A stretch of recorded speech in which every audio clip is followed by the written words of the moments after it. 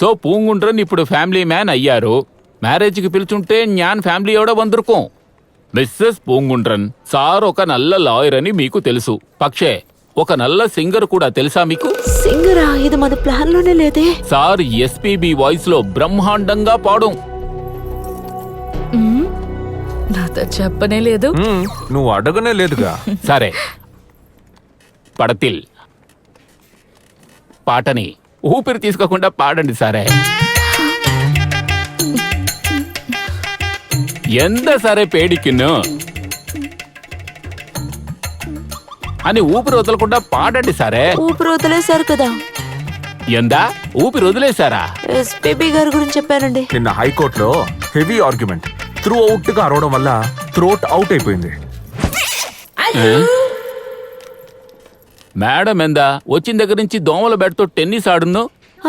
మీకు తెలియదు సార్, ఒకే ఒక ఈగ మొత్తం కథని మార్చేస్తుంది. ఈగ కథని మార్చేస్తుందా?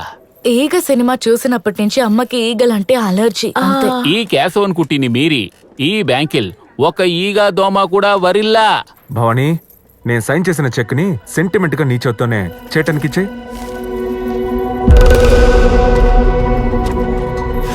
త్వరగా చూడరా మెంటల్. Signature okay. మిస్టర్ పూంగుండ్రన్, ఇప్పుడు బ్యాంకులో కొత్తగా ఒక రూల్ వన్ను. 10 లక్షలకు పైన ఎంత అమౌంట్ ట్రాన్స్ఫర్ పన్నాలు, ఎవరికి ఏ పర్పస్ కోసం చేస్తున్నారో అది ఈ ఫామ్ లో ఫిలప్ చేసి ఇంక ఒక సైన్ ఇడనం.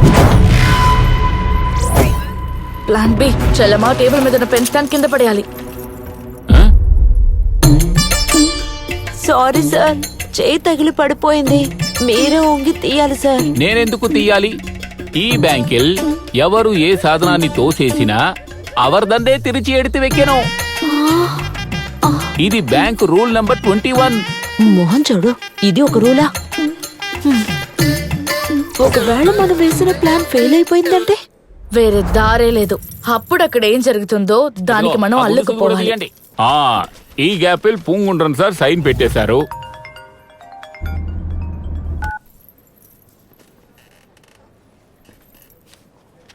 సిగ్నేచర్ మ్యాచ్ అయ్యి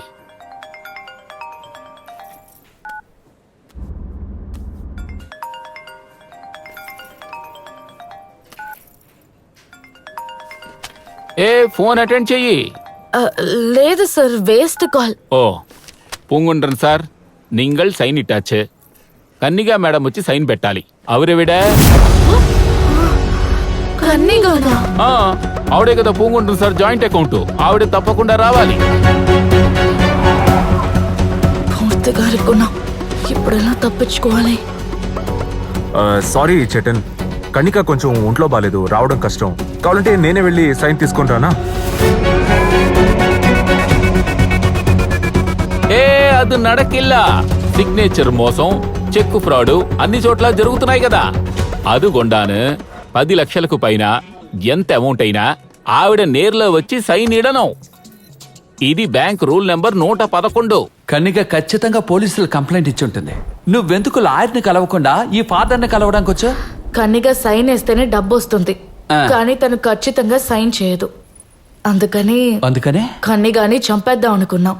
ఏంటి హత్య? చంపేస్తే ఎవరు సంతకం చేస్తారు? రేయ్, వీళ్ళు కనిక బాడీ పడుకోబెట్టి రోబోతోటి కదిలేటట్టు చేసి బ్యాంక్ తీసుకెళ్తారా? అంత ఫామ్ లో ఉన్నారు వీళ్ళు. సరే, బాడీ చూసే భయపడే మీ అమ్మ ఎలా చంపడానికి ఒప్పుకున్నారు? తనని చంపడానికి ఐడియా ఇచ్చింది మా అమ్మే.